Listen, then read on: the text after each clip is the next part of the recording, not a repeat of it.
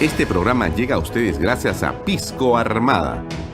Un pisco de uva quebranta de 44% de volumen y 5 años de guarda. Un verdadero deleite para el paladar más exigente. Cómprelo en bodegarras.com y recuerde, tomar bebidas alcohólicas en exceso es dañino.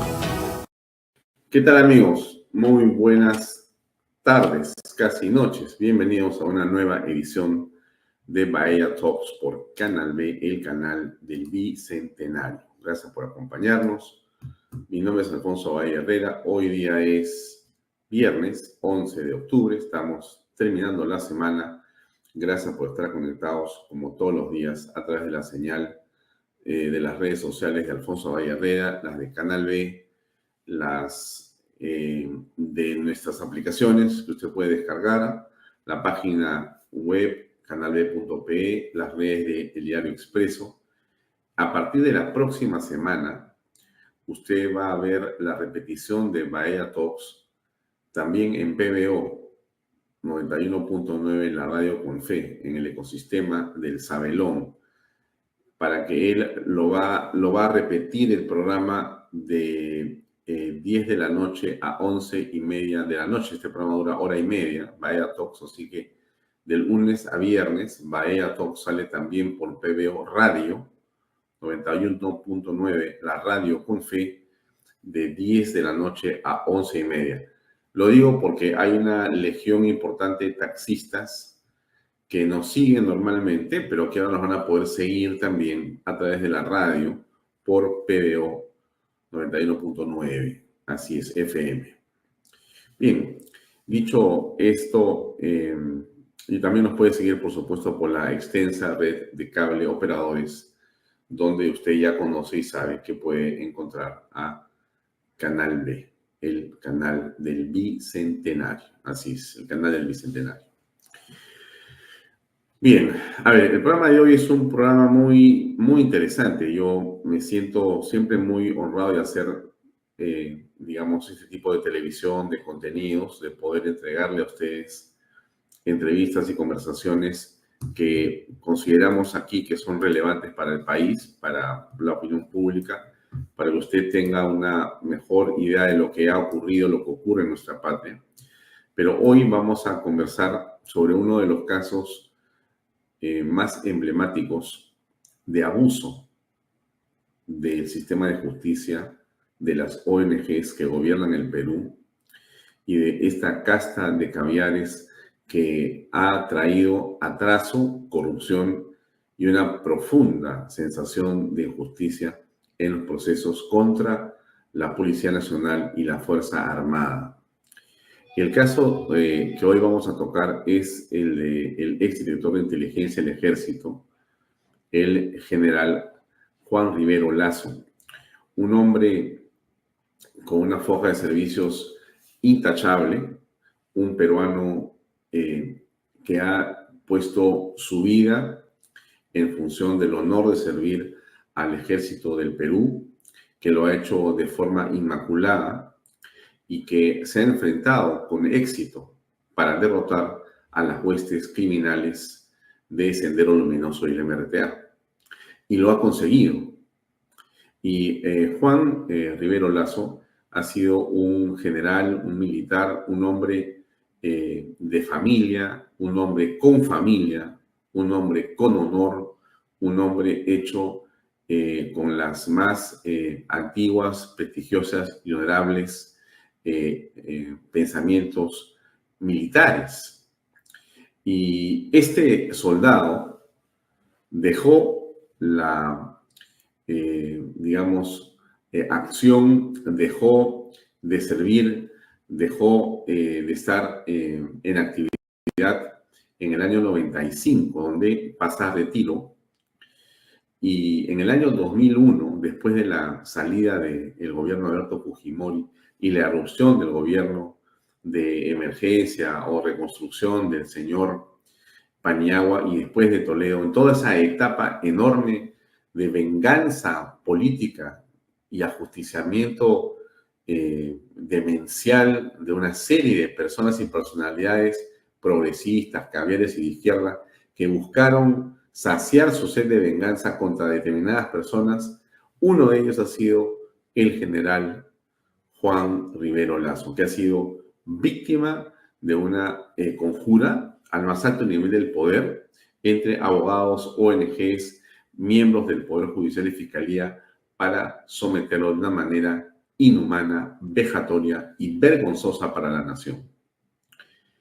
El general Rivero Lasso tiene hoy 83 años, tiene 23 años detenido sin que haya observado un debido proceso, con prisiones preventivas que han sido absolutamente ilegales y con un proceso total, pero totalmente amañado y que está reñido con las prácticas más elementales de derecho penal, con uso y abuso del derecho para perjudicarlo, para vejarlo y para mantenerlo en prisión en un ánimo básicamente vengativo. Y con la ocurrencia de que él ha recibido la visita de abogados de ONGs que le han pedido que declare de una manera inculpando a personas, entre ellas Alberto Fujimori, sobre los temas de la Cantuta o Colina y demás, para que si lo hacía, saliera libre inmediatamente. Pero al no hacerlo, porque era mentira, entonces le ofrecieron venganza y que moriría en la cárcel. El señor general Juan Rivero Lasso ha estado 23 años detenido y en realidad se ha producido ya una apelación ante el Tribunal Constitucional para su libertad. Esto podrá convertirse en algo cierto, no lo sabemos, pero sí lo esperamos. No conozco al general Juan Rivero Lasso, nunca lo he visto, no conocía sino hasta el día de hoy a su hija, que ha venido a los estudios de Canal B, no porque ella me lo haya pedido, porque yo la he llamado para ver este caso y ha aceptado conversar con nosotros, conversación que se ha producido esta mañana y que quiero compartir con ustedes. El caso está ampliamente ventilado en muchos medios, ya esto se ha dicho hasta la saciedad. Han hablado sobre este tema abogados connotados, periodistas importantes, medios digitales y no digitales, en señal abierta, radio, televisión, artículos de prensa escrita y demás. Pero no pretendo por ello en esta conversación revelar nada nuevo, pero sí hacer una reflexión sobre la forma en que las ONGs caviares en el Perú, los progresistas, están presentes en la estructura del sistema judicial y lo perjudicial, lo destructivo y lo vejatorio para el derecho de cualquier persona, su presencia y lo que están haciendo. Más aún, por cierto, si tiene que ver esto con miembros de la Fuerza Armada y Policía Nacional que se han enfrentado con éxito liquidando a las hordas criminales de Sendero, Aymael y sus huestes. Pero por ese mismo hecho, por la razón de haberlos liquidado, lo que aparece claramente aquí es que hay una venganza de Sendero. Ayer les decía a ustedes que un periodista supuestamente conocido e influyente decía que había que dejarlos participar o había que comprender que el Movadef era una expresión política, Sendero Luminoso. Señores, nosotros no hemos todavía terminado con cerrar esa puerta o esa página. Tenemos que estar atentos porque si bien se derrotó a Sendero y el MRTA, los resquicios, los remanentes se han convertido y pretenden, como siempre, hacer que implosione el Estado peruano. Y usan la política, usan el Estado de Derecho, se burlan de las leyes. Cuando usted ve lo que ha ocurrido en las últimas horas con estos paros sobre, digamos, las razones que todos compartimos de que no estamos de acuerdo con las extorsiones y que no estamos de acuerdo con la forma como, digamos, la criminalidad azota el transporte público. Pero eso no obsta ni quiere decir que lo que ha ocurrido ayer en las protestas tenga algo que ver con esas extorsiones. Lo que ayer ha salido a la calle son, entre otras, y queriendo aprovecharse del reclamo legítimo de los transportistas. Hordas otra vez de delincuentes, de tirapiedras, de quemallantas, de gente que agrede verbal y físicamente a la policía, que quiere destruir la obra pública, que quiere no protestar, sino generar zozobra en la ciudad de Lima y en el país. Entonces, yo, ¿qué le digo a usted, señora que ve este programa? Esté atenta, estén atentos, amigos.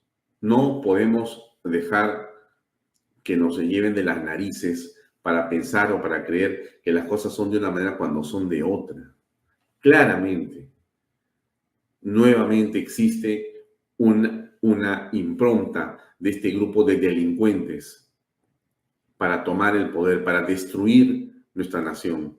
Y en el caso específico de los militares, en el caso único del señor Juan Rivero Lazo, el general en retiro del ejército peruano Rivero Lazo, es sinceramente una vergüenza que un hombre de su calidad, siendo inocente, absolutamente inocente, haya estado 23 años, no diríamos en un debido proceso, en un proceso que realmente es triste y que representa una de las mayores vergüenzas del Estado de Derecho en el Perú y de las leyes peruanas.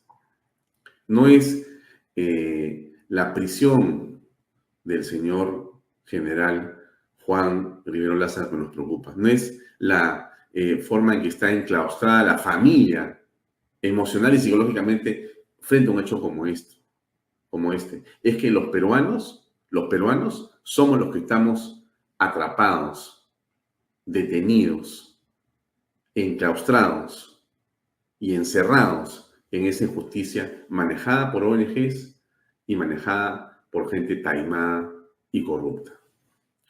Por eso, si algo va a tener como, digamos, reflexión este viernes para usted que ve este programa, que nos sigue, yo le agradezco mucho por hacerlo y compartirlo, es que escuche bien lo que dice Marieta Rivero.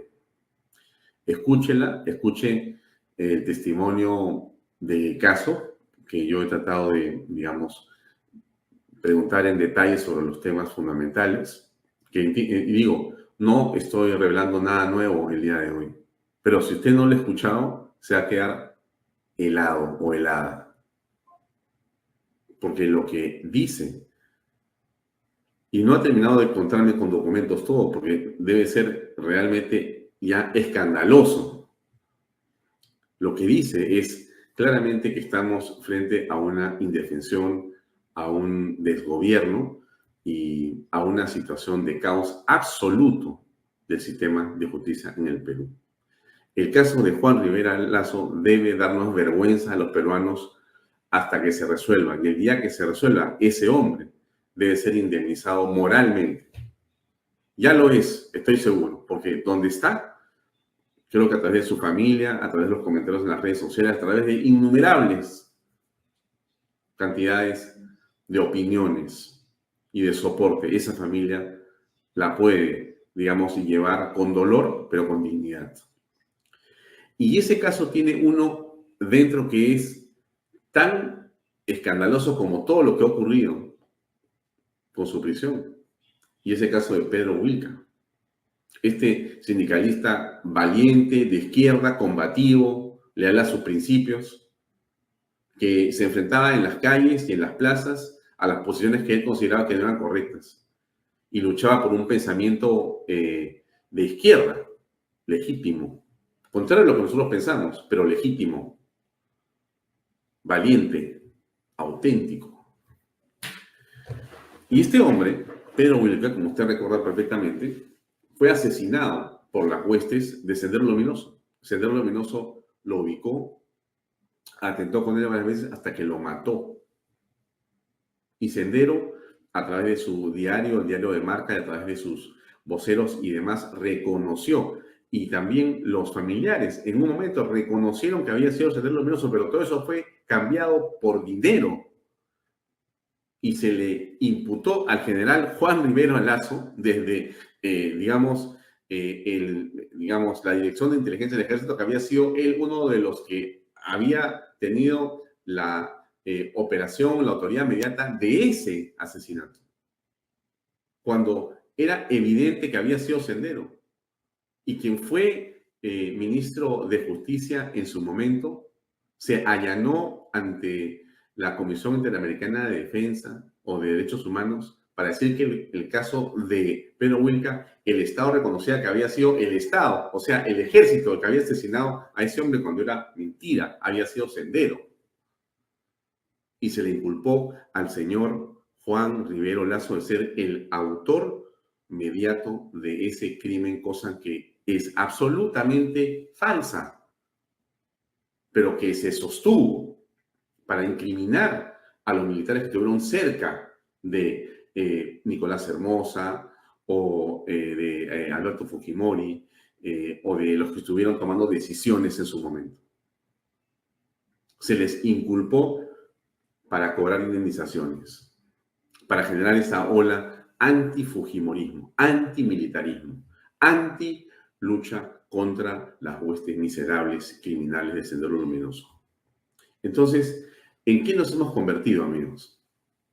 O sea, a estas alturas, ¿cómo es posible que una cosa como esta haya ocurrido, esté ocurriendo y no se pueda modificar esta barbaridad jurídica? El Tribunal Constitucional, a cuya cabeza hay una mujer con principios, con valores, valiente, podría cambiar esta circunstancia. No ella, por cierto, porque es un colegiado. La doctora Luz Pacheco me refiero. Podría modificar esta situación. Pero es sin duda uno de los eventos más tristes en la historia de la lucha antisubversiva. Así como nosotros nos regocijamos como los peruanos que se atrapó a Ismael Guzmán y a todos sus compinches, que se le recluyó en una base naval, así como nos regocijamos que se tuvo la claridad y la valentía y la preparación para llevar a cabo una operación tan espectacular como Chavín de Huántar, a pesar que hemos derrotado, insisto, a Sendero y al MRTA en lo militar, en lo jurídico, esto no ha sido así. Porque los efectos de la perniciosa contaminación del senderismo siguen afectando a personas que más bien deberían estar hoy día siendo agradecidas por todos los peruanos rodeados de su familia y el amor de sus seres queridos y no una prisión junto con delincuentes también terroristas. Es inconcebible, inconcebible. Pero en fin, eso es lo que vamos a tener el día de hoy en el programa. La conversación va a ser con Marieta Rivero. Vamos a conversar con ella en unos minutos más. Pero creo que es importante que usted la pueda escuchar y que si le interesa la pueda después compartir y demás. Bien, a ver, cambiemos un poco de tema que esta mañana considera Marieta, que estuvo con nosotros aquí, por supuesto, para conversar en torno a su padre, la hija del general Juan Rivero Lazo. Adelante, por favor.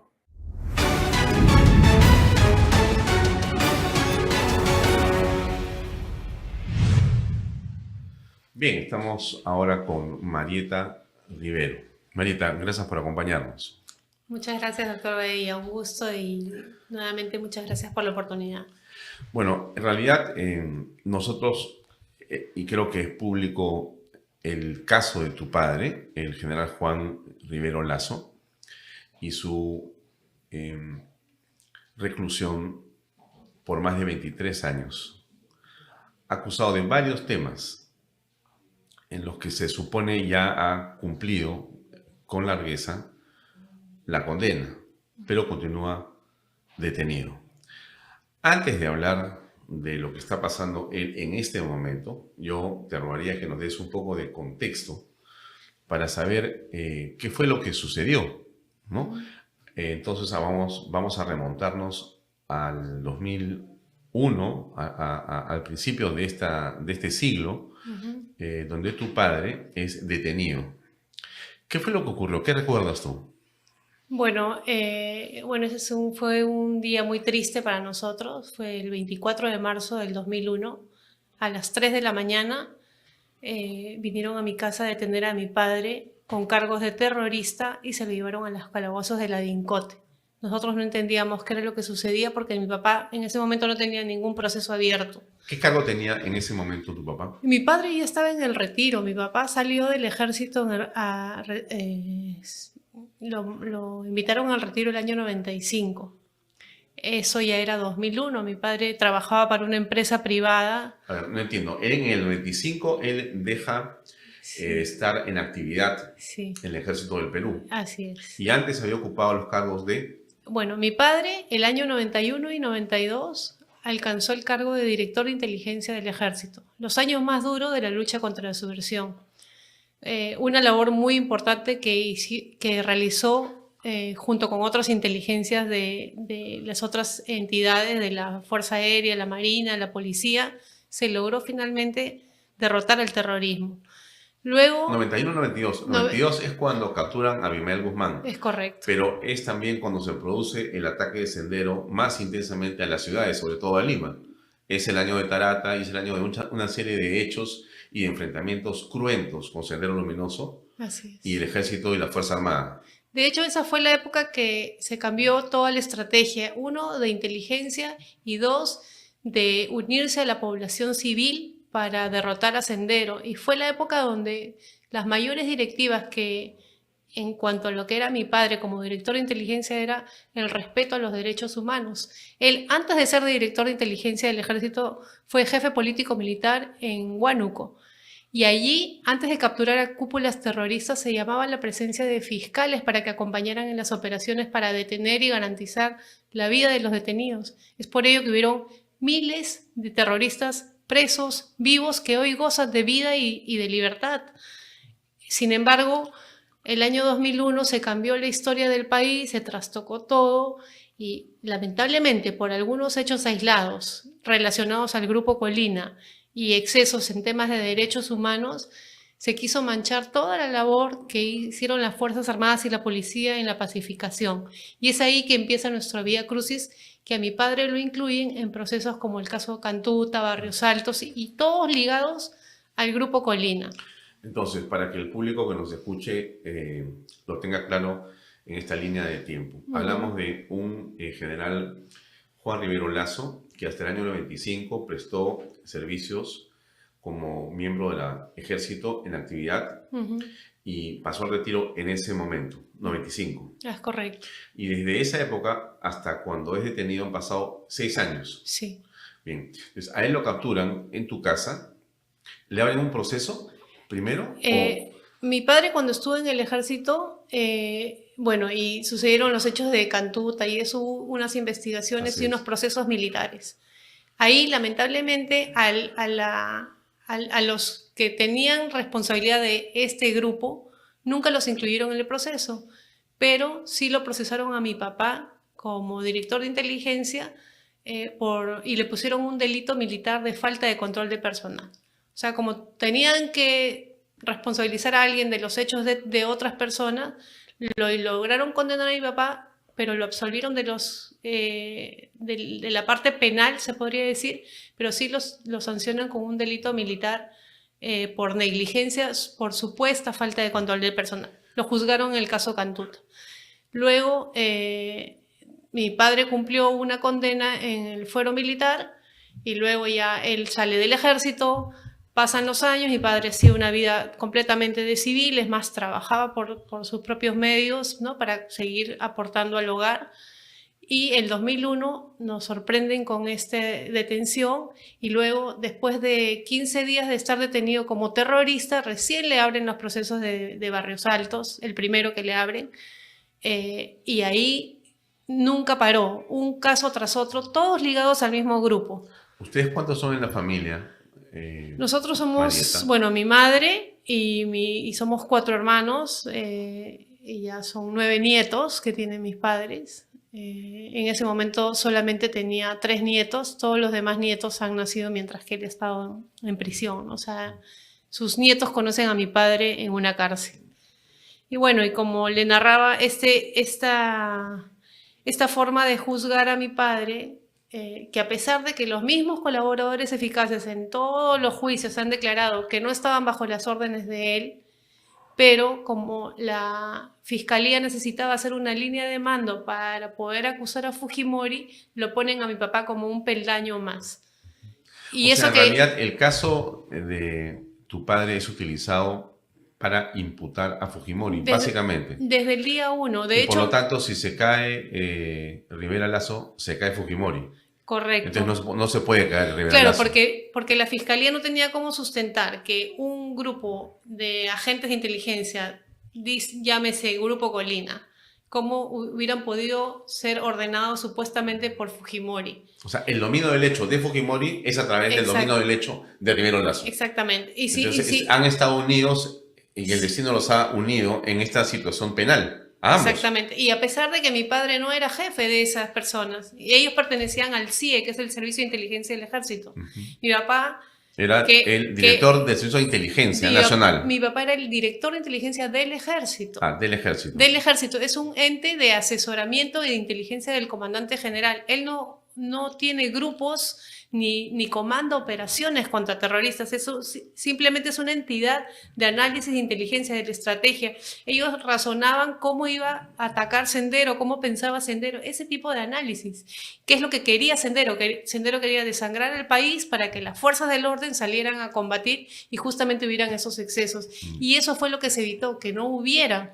Que han habido efectivamente hechos aislados, nadie lo puede negar, pero no se puede decir que hubo una estrategia de aniquilamiento ni genocida, que nuestros militares fueron a dañar a pobladores indefensos. Nunca ocurrió así. Era una lucha contra un objetivo militar terrorista.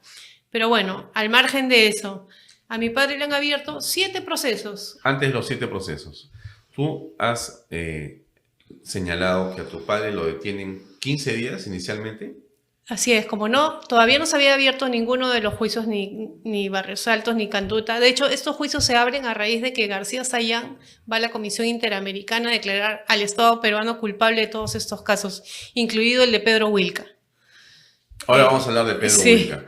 Pero a él lo detienen sin una acusación. Sin ninguna acusación. No hay ningún cargo cuando lo detienen, pero sí, terrorista. Pero eso es un secuestro. Terrorista, por eso es que lo llevan a las calabozas de la DINCOTE, donde llevaban a los terroristas. Un director de inteligencia, número 1 en su carrera, con una carrera brillante, que ha luchado contra el terrorismo, lo llevan detenido como terrorista. ¿Pero cómo sería terrorista?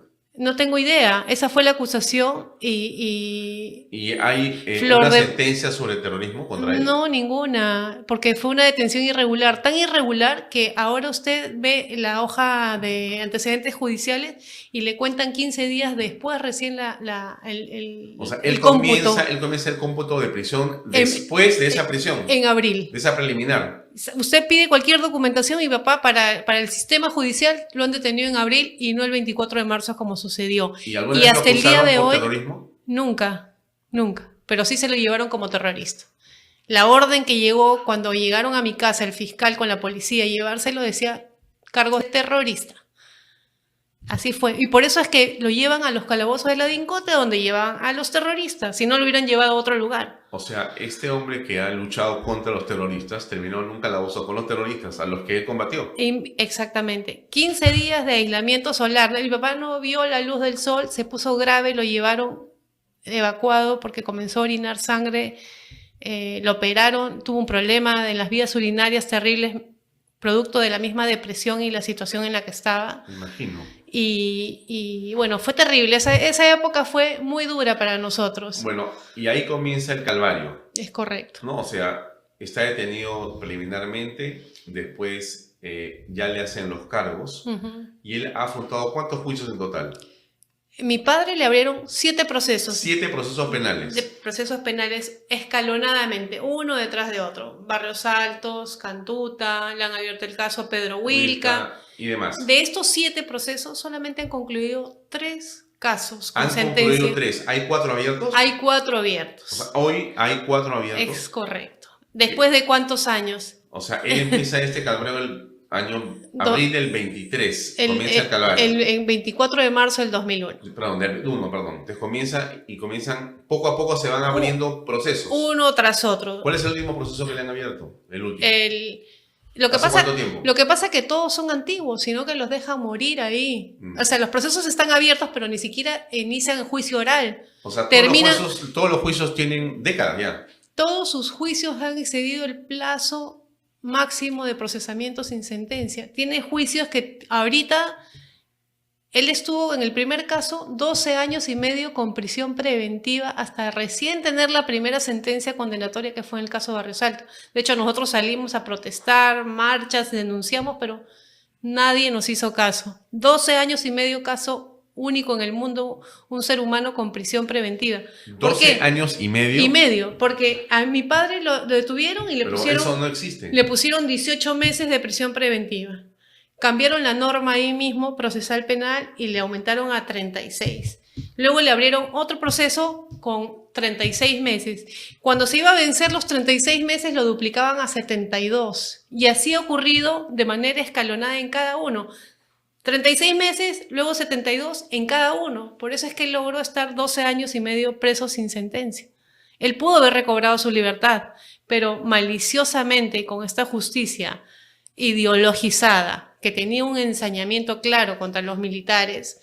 Y agregándole uno nuevo y han ampliando el tema. Y algo que yo también... Por diferentes casos, además. Y algo que yo también denuncié en su momento, mi madre también lo denunció públicamente, que los del IDL vinieron a proponernos a nombre de la Fiscalía que mi padre en el juicio Fujimori acusara a Fujimori y que él como director de inteligencia aceptara que había habido una política de exterminio y no respeto a los derechos humanos y que le iban a ayudar a salir en libertad inmediatamente. ¿Tú recuerdas exactamente cómo se produjo esa conversación con el grupo de IDL? En ese momento mi padre ya tenía 8 años preso, una persona devastada con tantos años en una cárcel, sin ninguna sentencia, con prisión preventiva. Lo llamaron, le llegó una notificación de la Fiscalía que lo ponían de testigo de cargo contra Fujimori, lo cual a mi padre le llamó la atención y como un hombre inteligente dijo, en cualquier momento me van a contactar. Dicho y hecho, el abogado Antonio Salazar del IDL contactó al abogado de mi padre en ese momento, el abogado Rodríguez, y lo citó en un chifa. ¿Y por qué esa cercanía? Porque ellos habían estudiado juntos en San Marcos y por eso lo invitó a un restaurante.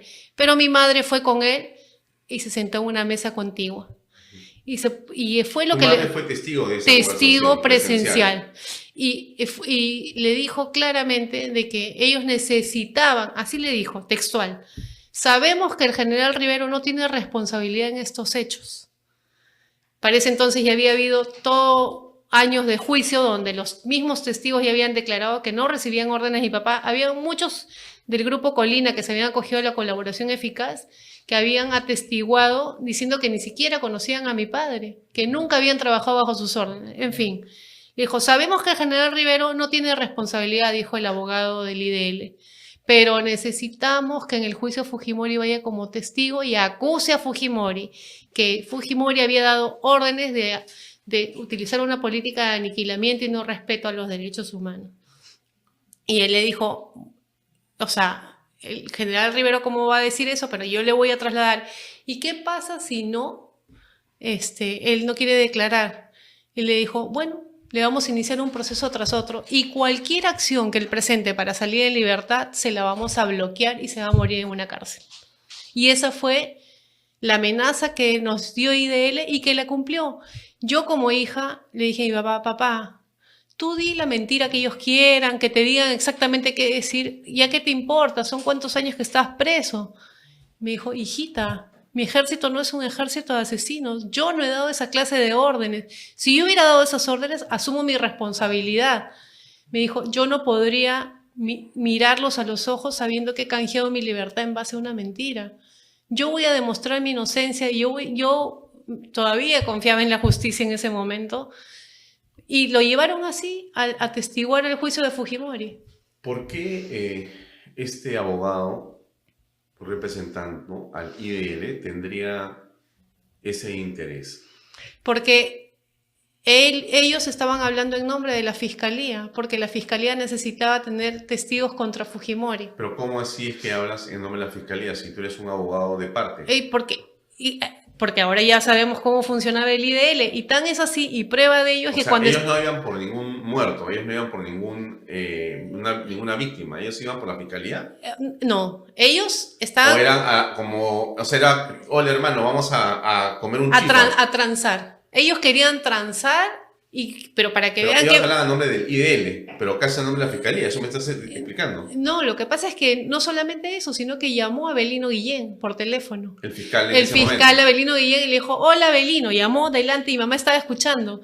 Sí, Avelino, no te preocupes, estoy ya aquí con el abogado del general Rivero. Y cuando colgó le dijo, es Avelino Guillén que está acá al pendiente de lo que estamos conversando. Así fue.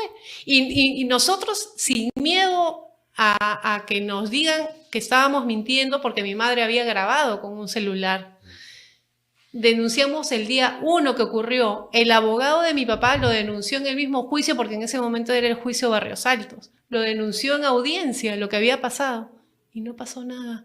Pero ¿cómo es la vida? Que ahora ya se ha develado cómo actúa IDL de la mano con la fiscalía. Los mismos del IDL, que capacitan jueces y capacitan fiscales, viven en los juzgados. Yo los he visto, yo lo veo al abogado Rivera mañana, tarde y noche en los juzgados que juzgan a los militares. Y después ellos se constituyen como parte civil. ¿Y qué imparcialidad hay ahí? Cuando hemos pedido libertad para mi papá condicional en algún momento, antes de que entráramos nosotros a la audiencia, salía Rivera de conversar con la jueza que le negaba la salida a mi papá. Y se han ensañado, porque hay muchas veces que Rivera y Gloria Cano, a sabiendas de que mi padre no tenía ninguna responsabilidad, siguen declarando en contra de él. Y hoy en día, que él ya cumplió la totalidad de la pena, porque la condena que le pusieron más alta, que fue la de Barrios Altos, fue 25 años como autor mediato, por el cargo que él ocupaba, tenía que haber sabido lo que hacían terceras personas, y así lo logran condenar a mi papá después de 12 años y medio, sin ninguna prueba, sin nada, solamente por el cargo que él ocupaba. Y encima la sentencia Barrios Altos dice, en un segundo nivel sin poder de decisión. Eso dice la sentencia Barrios Altos, en el caso de mi papá, pero sin embargo le pone la pena más alta. Pasan los años, después de Barrios Altos lo absuelven en otro caso que le habían abierto de Ayacucho, y luego viene el juicio Gómez Palomino, que ya se había abierto desde esa época, y termina recién el año 2017 el juicio. Porque así hacen ellos. Termina un juicio y agarran el otro recién y lo comienzan a avanzar. No les importan los plazos, porque no hay plazos para los militares. No prescribe nada para los militares. Entonces lo sentencian en el 2017 exactamente por lo mismo. Autor mediato, que por el cargo que ocupaba tenía que haber sabido, y lo responsabilizan de hechos de terceros. Y lo peor es que dicen prueba trasladada, que como ya lo sentenciaron en Barrios Altos, ya no necesitaban probar en el segundo caso. Y lo condenan a 20 años. Y entonces sale la sentencia el año 2017, en noviembre, y no ponen fecha de inicio ni término de cuándo tenía que terminar de cumplir la sentencia, como usted sabe que es abogado, que te dicen, te condeno a 20 años, pero se empieza el cómputo de la pena de tal día, terminándose de tal día. No había eso en la sentencia, curiosamente. Entonces mi padre pide una aclaración de esa sentencia y dice, ¿saben qué? Y entre todos, me incluyo, decidimos no apelar la sentencia, porque ya le habían puesto 20 años, más la condena de 25 años, perdón, ya tenía la condena de 25 años, ya le tocaba salir en libertad, porque ya tenía todo el tiempo cumplido. Y justo decide, no voy a apelar, porque si apelo, se van a demorar 3 años hasta la apelación y yo voy a seguir acá preso. Y en su desesperación de salir preso, de salir en libertad, no apela.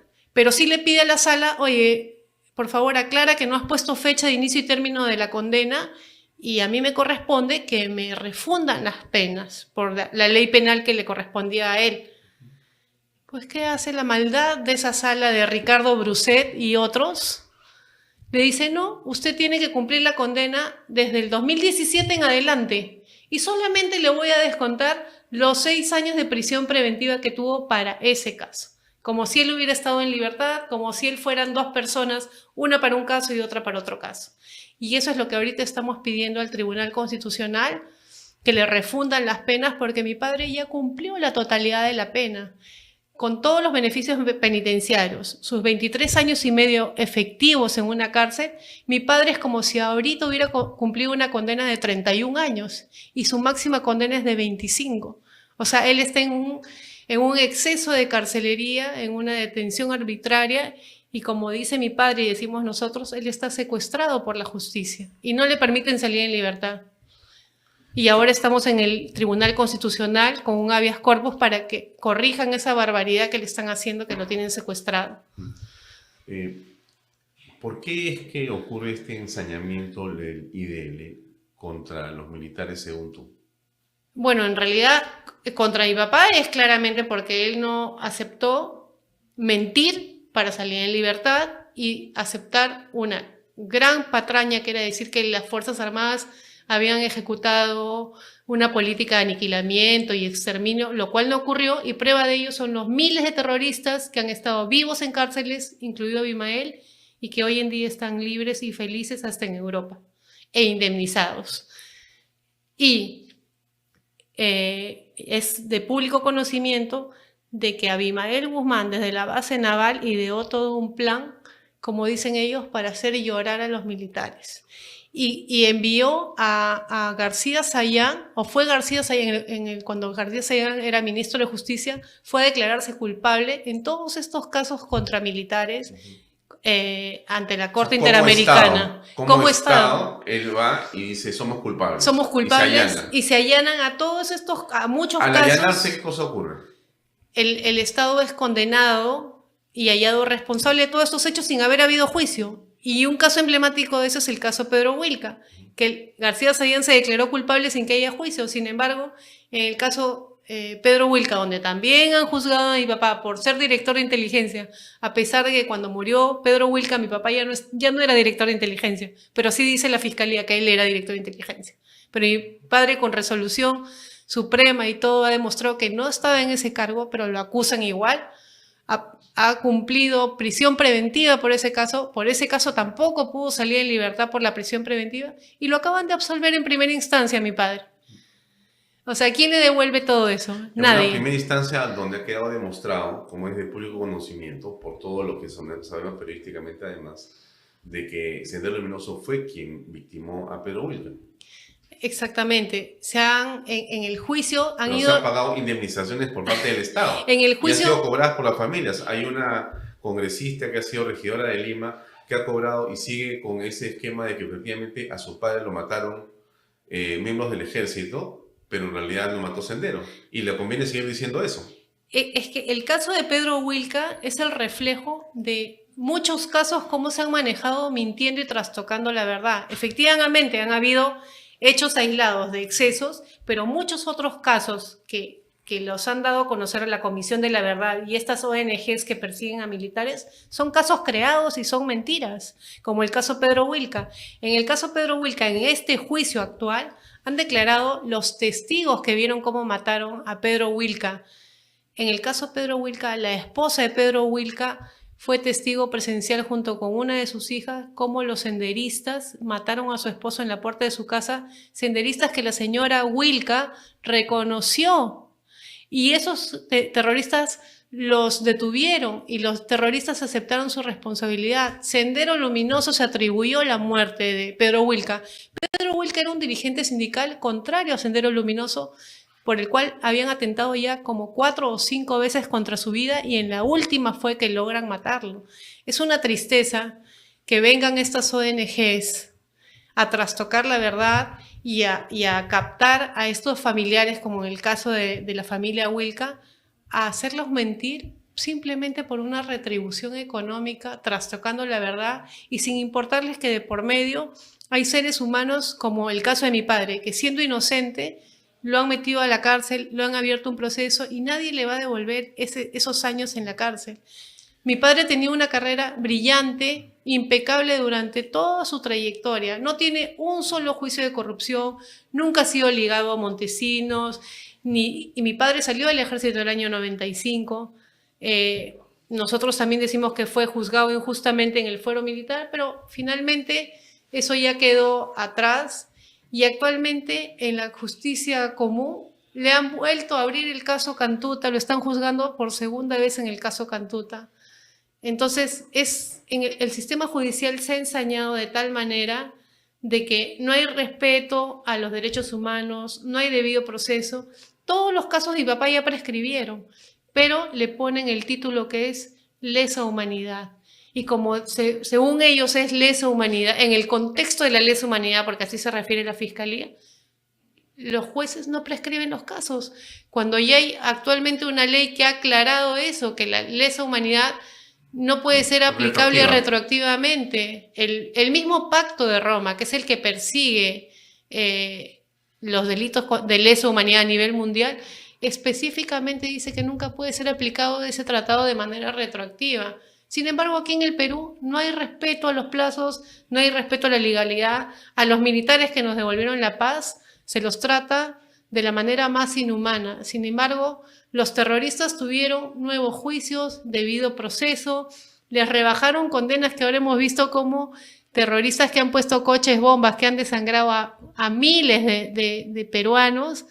Están libres. García Sayán llegó al gobierno y en el extranjero, y le bajó las penas de 25 a 17 y como no era suficiente para salir, le bajó luego a 7, luego los indultó, luego los indemnizaron porque pobrecitos los terroristas sanguinarios no habían tenido un debido proceso y por eso se los ha dejado en libertad y no solamente eso, sino se los ha premiado. Y en contrapartida, ¿qué hicieron? Ensañarse con los militares y justamente a lo que iba su pregunta, doctor, que me alargué, era que cuando García Sayán estuvo de ministro de Justicia, coordinó con Abimael Guzmán y están los audios y las transcripciones de los audios de la base naval, donde manda a su emisario Churliza y se ponen de acuerdo y riendo se dicen, ya estamos trayendo las sentencias de la Corte Interamericana y con esto vamos a hacer llorar a los militares.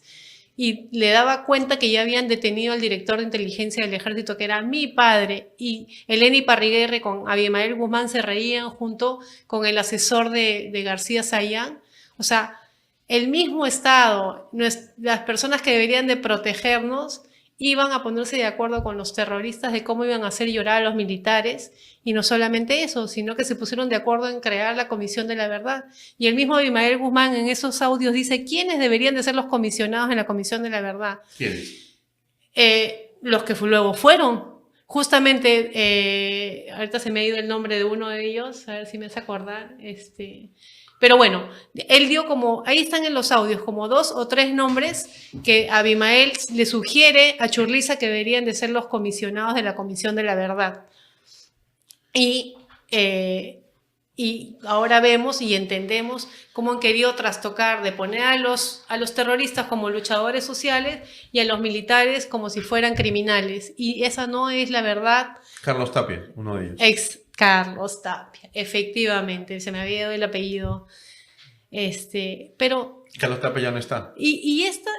Así es. Y esto es histórico, porque esto en la base naval grabaron estas conversaciones y las transcribieron y las hicieron públicas. Lo que pasa es que en el año que salió publicado, obviamente era gobierno de Toledo y callaron todo esto, que era un escándalo.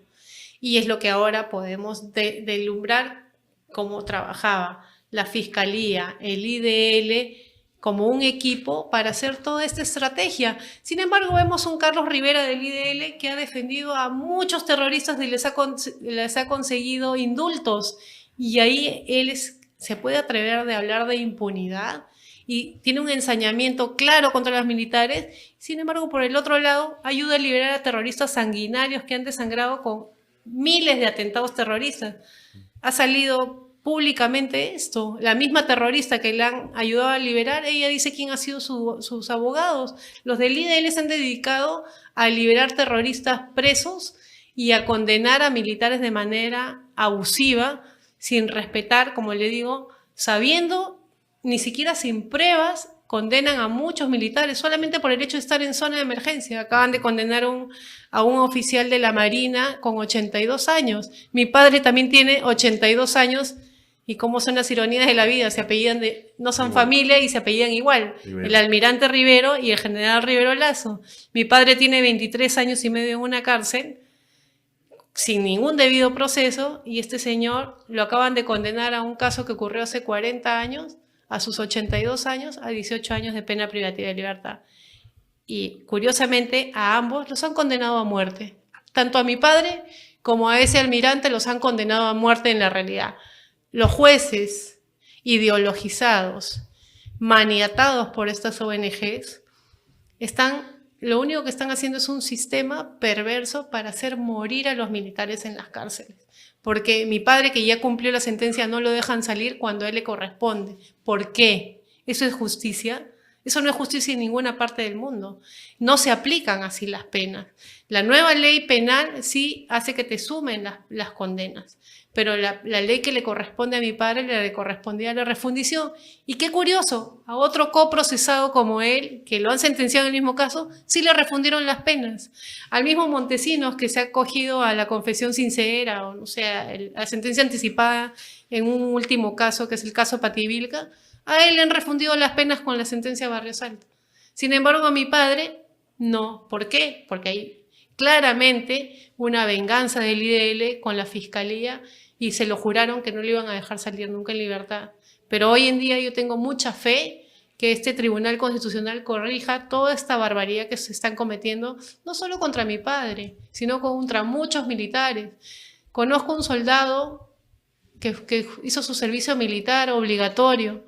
Lo han condenado en un caso por unas muertes en un atentado terrorista, en un enfrentamiento, perdón, y que ahora trastocaron todo y dijeron de que no, que los que murieron no eran terroristas, sino eran pobres pobladores, hicieron todo un juicio sin ninguna prueba, sin nada, y tenían que condenar a alguien, y lo condenan a este pobre señor, que lo veo todos los días en la prisión cuando voy a visitar a mi papá, que ni tiene recursos ni para pagarse un abogado, pagando una pena sin ningún sustento y no puede salir de prisión. ¿Quién lo ayuda? Ese soldado que fue a servir a la patria y que dice que le dijeron en el juicio que tenían que condenar a alguien porque si no las ONGs los aplastaban. Entonces, esto es lo que nosotros vivimos, doctor. He hablado con magistrados que le digo, doctor, ¿cómo es posible? Mire esto. No, es que las ONGs, si no hacemos eso, después no nos dejan ascender. Nos hacen la vida imposible. Y no lo digo yo, lo ha dicho públicamente el doctor Villesté, que él tomó en segunda instancia el caso de Barrios Altos y al ver que habían incluido el delito de lesa humanidad, él lo retira como era de derecho porque no puede incluirse ese delito inexistente y rebajó 5 años la condena de 25 a 20. Le hicieron un cargamontón público, no sé si lo recuerda. Totalmente. Y él sustentó en la sentencia por qué no se puede aplicar la lesa humanidad en ese caso. Anularon su sentencia en segunda instancia, su sentencia firme, la anularon porque simplemente decidieron anularla y le iniciaron un proceso administrativo para sancionarlo, que no lo lograron sancionar, pero igual la sentencia de mi padre la cambiaron y le aumentaron los 5 años más. O sea, barbaridad tras barbaridad. O sea, si le contara, me faltarían horas para contarle cuánta arbitrariedad ha habido con el caso de mi padre. Pero actualmente, mi padre, pena injusta, justa para las ONGs probablemente, pero mi padre ya cumplió la totalidad de la pena. Le corresponde su libertad. No tienen cómo tenerlo más tiempo preso. Los otros juicios recién están iniciando juicio oral. Él podría continuar los juicios en libertad. Y esos juicios que están ahorita abiertos, todavía en juicio oral, ya prescribieron. Se está solicitando que prescriban. ¿Y sabe qué dice la sala que lo está juzgando, que es la de la doctora Miluska Cano? Que van a resolver la prescripción al final, en el momento de la sentencia. O sea, que quiere continuar con el juicio y no pronunciarse, porque sabe que tiene que pronunciarse. Pero para que no lo sancionen, prefieren dilatar este tiempo, cuando ya debería haber prescrito y ese juicio romperse. Ustedes han llevado esto hasta el Tribunal Constitucional. Sí. ¿Qué esperan? Bueno, estamos dentro del plazo para que resuelva. La audiencia fue el 19 de septiembre. Este 19 de octubre se cumple un mes, que es el plazo legal normal para que ellos resuelvan. Tenemos nuestra última esperanza en ellos, en realidad, de que mi padre pueda salir vivo de la cárcel. Mi padre va a cumplir 83 años de edad prontamente, en diciembre. Y están la única luz al final del túnel es el Tribunal Constitucional para nosotros, porque es evidente que en el Poder Judicial jamás encontraremos justicia porque hay un ensañamiento claro y no les importa prevaricar, no les importa no respetar los plazos, no les importa aplicar retroactivamente las leyes, no les importan los derechos humanos de un militar. Entonces, nuestra última esperanza es este habeas corpus que tenemos presentado en el Tribunal Constitucional, donde estamos pidiendo, principalmente entre todas las vulneraciones, que a él le corresponde la refundición. Si a mi padre se le refunde como le corresponde, mi padre ya tenía que haber recuperado su libertad hace más de 6 años.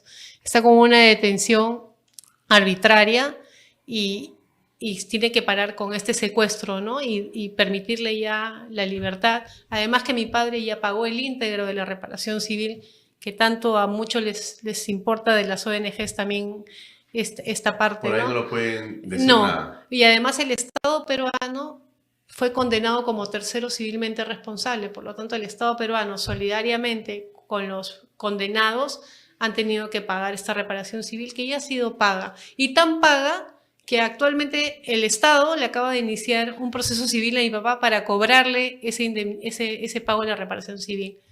Pero bueno, mi padre tiene como sustentar que sí ha pagado, porque a mi papá, como nunca ha estado en juicios de enriquecimiento ni nada, gracias a Dios, y tiene una trayectoria impecable, y yo me siento orgullosa de mi padre por el oficial correcto y admirado que es hasta el día de hoy en su institución. Le embargaron su pensión del ejército desde el día 1. Le han embargado la casa de mis padres para la reparación civil que ya fue ejecutada. Durante todos estos años le han retenido su pensión, que ya se han hecho pago. Entonces ya está totalmente pagada la reparación civil. O sea, tu padre no recibió un sol desde que fue recibía parcialmente. Inmerso en este proceso. Sí, le dejaron un porcentaje del sueldo mínimo que mi mamá tenía que ir a rogar al banco que le levanten el embargo para sacar corriendo un poco de dinero de la pensión para sustentar. Y como digo yo, otra de las barbaridades que han hecho con mi padre, qué ser humano, qué hombre decente, qué militar decente puede sostener una defensa legal durante 23 años. Mi padre ha tenido abogado de oficio durante muchos años. Porque no teníamos de dónde ya pagar más abogados. Actualmente, gracias a Dios, el caso de mi padre en el Tribunal Constitucional ha sido visto por la defensa legal, que es el doctor Aníbal Quiroga. Es un brillante profesional, ¿no? Y bueno, hemos tenido que hacer todos los esfuerzos como familia para tener, aunque sea en esta última esperanza, una buena defensa hacia mi padre, ¿no? ¿Cómo se sienten ustedes como familia? Tú como hija, ¿cómo se encuentran? Bueno, nosotros hemos aprendido a vivir con este dolor, pero es un dolor que a veces uno no se da cuenta que uno también ha estado preso junto con mi padre, ¿no? Nuestra vida se detuvo. Mi madre ya está bastante agotada, una madre muy fuerte que nos enseñó a ser fuertes y que ha sostenido su hogar ella solita, levantarnos a todos como familia, como hijos, como nietos, ir a visitar a mi padre todos los fines de semana, a darle mucho amor, cuidados, llevarle sus alimentos. Pero es duro cuando uno sabe que un familiar de repente se ha equivocado o ha delinquido, tal vez podría ser más fácil procesar esto. Pero cuando se trata de un inocente, es muy duro y es muy triste. Mi padre, a pesar de todos estos años en cárcel, si lo conociera, es un hombre que no tiene ni un rencor en su corazón. Es un hombre que sigue creyendo en la justicia, en lo correcto, que nos ha dado un ejemplo de lo que es la verdad y el honor. Él pudo haber cambiado su libertad en base a mentiras. Si él no delinquió, ¿cómo podría acogerse a esta patraña? Era un hombre inocente que la justicia sabía que él no tenía responsabilidad en estos hechos. Fue un hombre que trabajó, yo lo veía, yo era chica, mi padre salía con chaleco antibalas. Yo no sabía si mi padre iba a regresar un día vivo o muerto, en la época que vivíamos en el terrorismo, trabajó incansablemente por su país, para pacificar a su país, y así le paga el Estado, así le paga la justicia. Eso no es justo, y como familia nos queda solamente la esperanza de ver a mi padre algún día regresar. Ya tiene 82 años, va a cumplir 83 años. El único sueño que tenemos es poder tomar un desayuno en la cocina de mi casa todos juntos. Lo vemos como si fuera algo inalcanzable, pero que yo sé que Dios pronto nos va a poder hacer ese milagro. Recibo mucho apoyo de mucha gente en las redes sociales a raíz de tantas entrevistas y que el caso de mi padre se ha hecho en estos últimos tiempos más conocido. La indignación de la ciudadanía está indignada de que a nuestros héroes de la pacificación se los trate como delincuentes cuando ellos solo fueron a defender a su país. En ninguna parte del mundo tratan así a sus veteranos de guerra. Y aquí en el Perú los tratan, ni siquiera están al nivel de delincuentes, están al nivel de la manera más inhumana que se pueda tratar un ser humano. Y lo único que piden los militares, los que trabajaron en la pacificación del país, es que se les respete sus derechos, que se les aplique la ley, nada más. Nadie pide impunidad, nadie pide nada de eso, lo cual no tienen, ¿no? Marita, bueno, tu testimonio creo que es bastante claro, creo que el público sacará sus conclusiones, creo que es evidente lo que está sucediendo, lo hemos visto en otros casos, y en el tuyo y de tu padre no, sino reafirma que aquí hay una cúpula que maneja el sistema de justicia en el país, y así como tu padre está prisionero y tu familia está prisionera, yo te diría que los peruanos estamos prisioneros. Así es. La gente de bien debe sentirse en este momento viendo esto con mucha indignación y desguarecidos, desprotegidos, indefensos, ¿no? Frente a algo, porque mira cómo se han ensañado, ¿no? El caso que nos cuentas y nos relatas, creo que excede a un guión de una película de terror, porque no tiene cuándo terminar, y la forma en que se han desdibujado los códigos, los procedimientos, los plazos, los argumentos, a todas luces es inconcebible, ¿no? Inconcebible, y que a pesar de todo esto se mantenga la situación con tu padre. O sea, es increíble. No basta que lo cuentes, no basta que lo narres, Sí. no basta que lo pruebes. Si yo no entiendo hasta cuándo, porque ¿quién pone orden en el país? Por eso tengo tanta fe en el Tribunal Constitucional.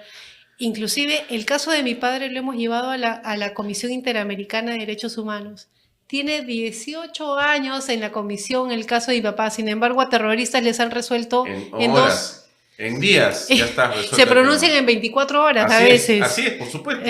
Sacan comisiones, pero en el acto. Doctor, el caso de mi padre ya ha sido admitido en la Comisión Interamericana. Están en la etapa de fondo. Le han pedido al Estado peruano que llegue a un acuerdo amistoso con nosotros. Y el Estado peruano no ha hecho nada. Entonces, pero están esperando evidentemente que sigan pasando los años, y la Comisión Interamericana ya sabemos que para un militar no se pronuncia, ¿no? Y yo también acá públicamente lo sigo denunciando. ¿Por qué para un soldado del Perú no hay derechos humanos en la Comisión y en la Corte Interamericana, y sí para un terrorista sanguinario hay derechos humanos? Muy bien, Marita, gracias por acompañarnos. Muchas gracias, doctor. Y éxito en este esfuerzo. Gracias, doctor. Gracias por la oportunidad y por recibirme en su prestigioso programa. Gracias a ti. Amigos, es todo por hoy. Nos despedimos hasta la próxima semana. Gracias y muy buenas noches. Este programa llega a ustedes gracias a Pisco Armada. Un pisco de uva quebranta de 44% de volumen y 5 años de guarda. Un verdadero deleite para el paladar más exigente. Cómprelo en bodegarras.com. Y recuerde, tomar bebidas alcohólicas en exceso es dañino.